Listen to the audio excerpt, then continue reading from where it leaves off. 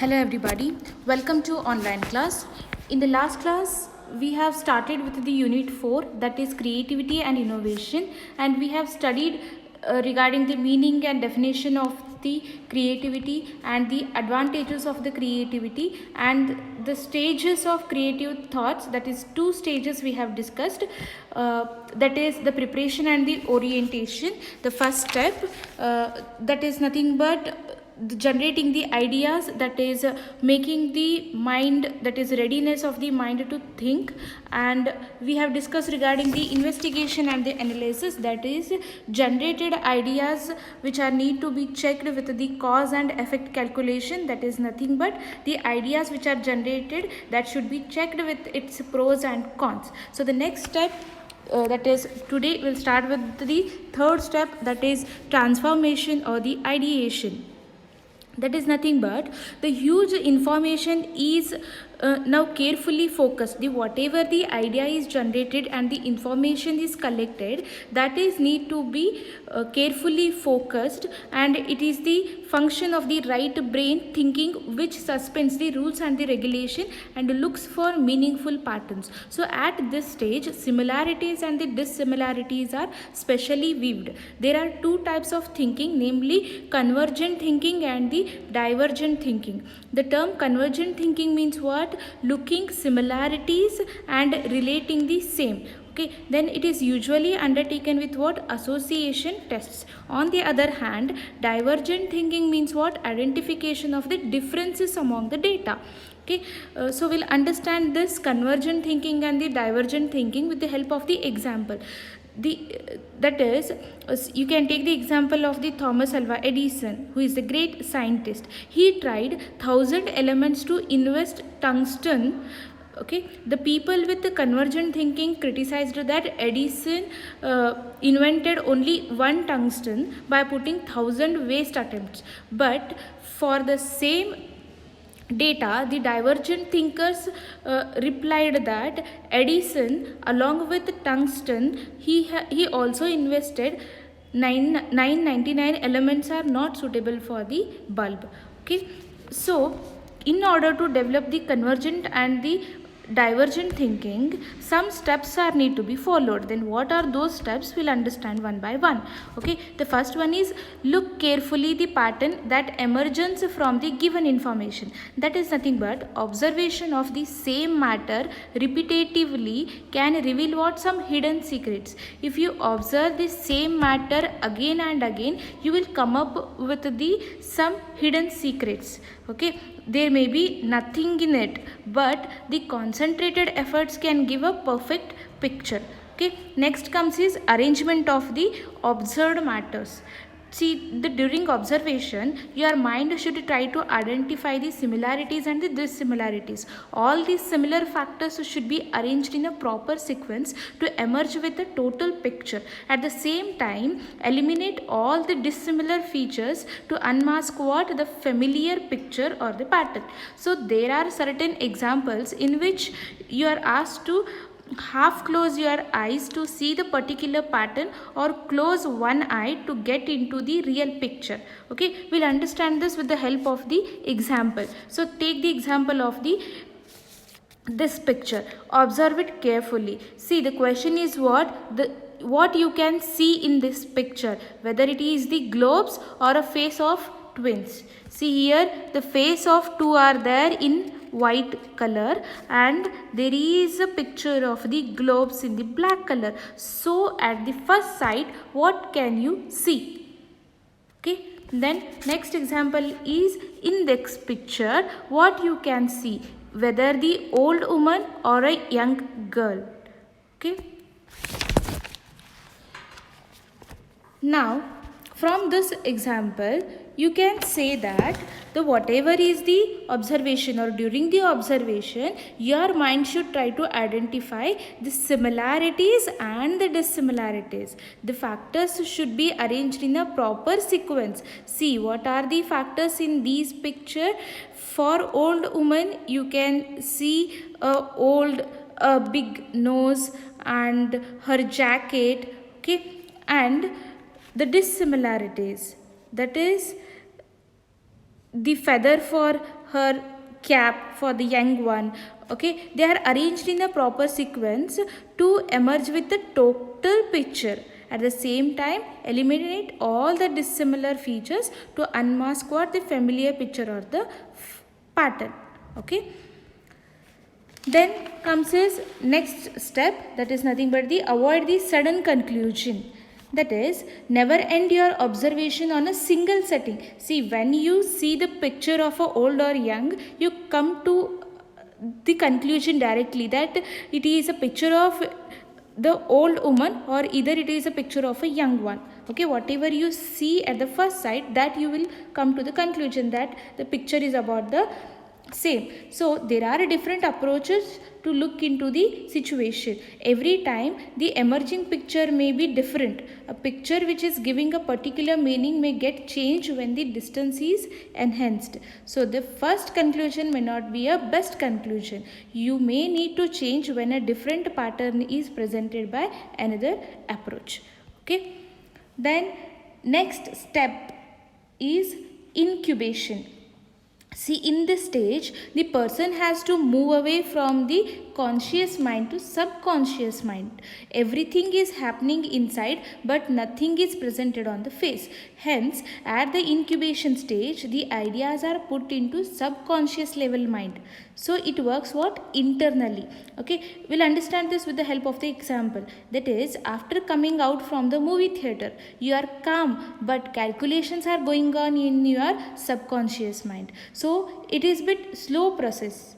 Okay, now the ideas are converted into what? Perspectives. What a person has to do to go for the best incubation process, that will understand one by one. First he has to draw. That is, the term draw stands for what? D, that is dream. R, that is relaxation. A, that is away from the problem, and W, that is work on it.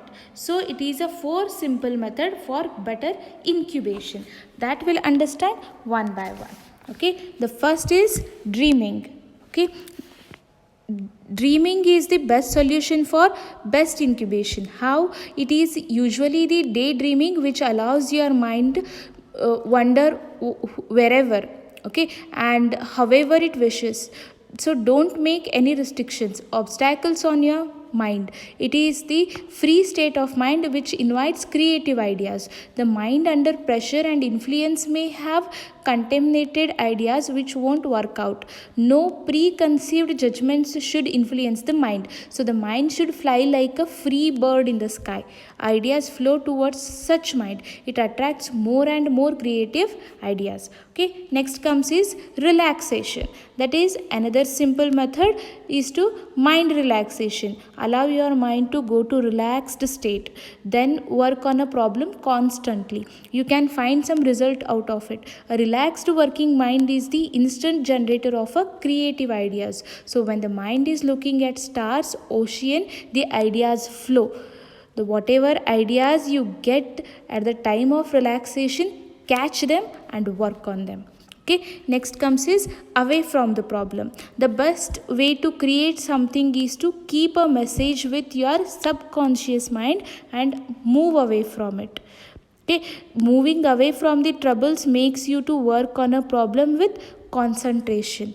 Okay, see, can you imagine how many ideas flow to you when you are in bed or when you are in toilets and bathrooms? Yes, because you are alone there.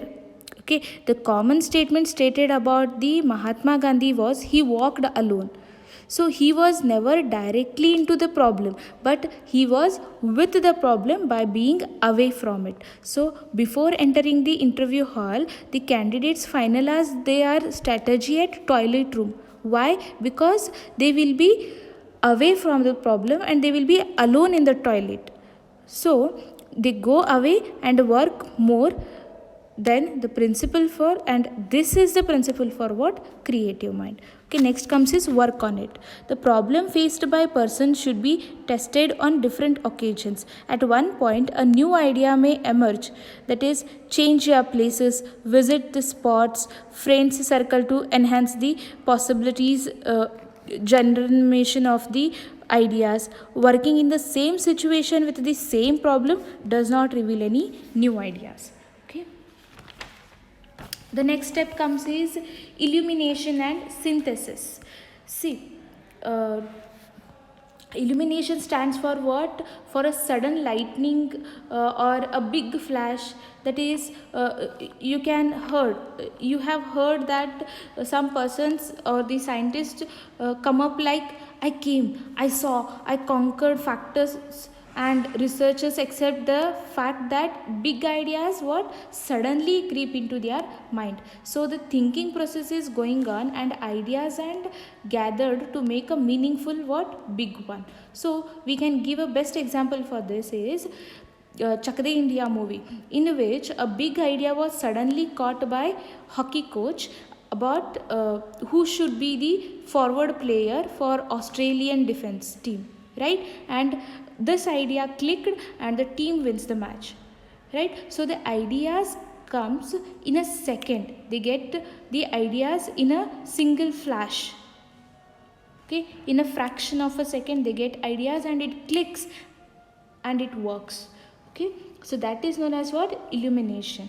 Okay, next comes is what? Evaluation and the verification. Before accepting or rejecting the illuminated ideas, all should be what? Evaluated. That is, it should be tested.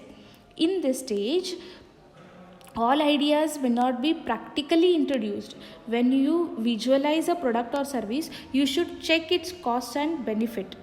Okay, hence, before entering in a large scale venture or the business, a sample of it should be tested. Usually, a pilot study is undertaken with sample product and the results are evaluated. So, if it is beneficial, idea is put into practice, otherwise it is rejected.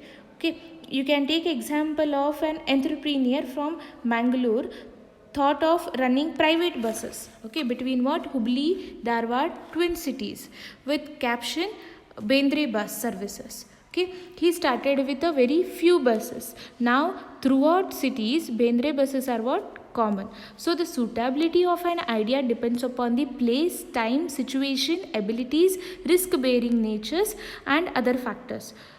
Okay, then from this some questions arises, or you can say, in order to evaluate the ideas, the person should ask some questions or he should get the answer for some questions. Then what are those questions? The first one is it needed? Is it the idea needed? Then are there any better alternatives for the present idea? Then is it acceptable to marketplace, and can it be acceptable to customers? Then commercially feasible. Then sample study is necessary or not? Then economically it is possible or not? Does it serve the organizational objectives or not? Then technically and financially is it feasible or not? So usually if you get positive answers to these questions, then you can go ahead with your idea. Otherwise, think of an alternative idea. Never go ahead with let us try our luck in the business arena. Okay, this stage is crucial in deciding the success rate of an organization. It takes more time but adds to the successful implementation of the ideas. Okay, next, that is the last step, that is implementation. See, it is the last stage in which we practice what we had thought. An idea is transformed into reality. A man with a gun and a target cannot hit it unless the trigger is pulled. So here the ideas are practically implemented. The successful Infosys, Biocon, Wipro, Lijjat, TCS are a few best examples for successful implementation of the refined ideas. Okay, this is regarding what? The different stages of the creative thoughts. Okay, the remaining topics we'll discuss in the next class. Thank you.